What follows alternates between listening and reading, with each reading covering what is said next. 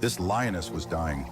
A bone was jammed deep into her upper jaw, so badly she couldn't even drink water. And here's what made it worse. She hadn't eaten in nearly 2 weeks. If that bone didn't come out soon, she was done. But a wildlife ranger named Haley spotted something off. She grabbed her tranq gun and put a dart right in the lioness's hindquarters.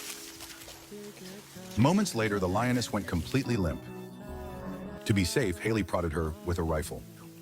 Once she was sure the lion was fully under, she got to work, performing oral surgery right there in the field. She took a wrench and hammered at the bone until it finally broke free. The smell was unbearable. One look at it told the whole story.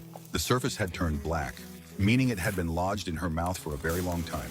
If Haley hadn't found her when she did, this lioness would have slowly wasted away. But even with the bone out, weeks without food or water had left her in terrible shape. Until she woke up, the team had to stand guard, because hyenas wouldn't think twice about going after a defenseless lion.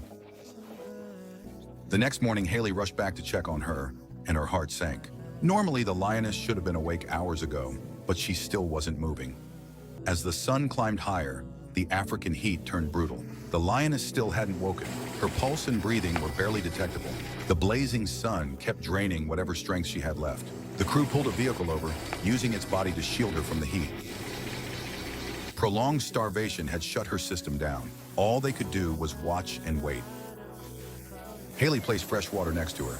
Nothing. No reaction at all. She fed water directly into the lioness's mouth through a soft tube, and finally she started swallowing on her own. The moment Haley saw her drink, a smile broke across her face. She kept feeding her, again and again, without hesitation. As the sun rose higher, the vehicle's shadow could no longer cover the lioness. Haley rigged a shade canopy on the roof.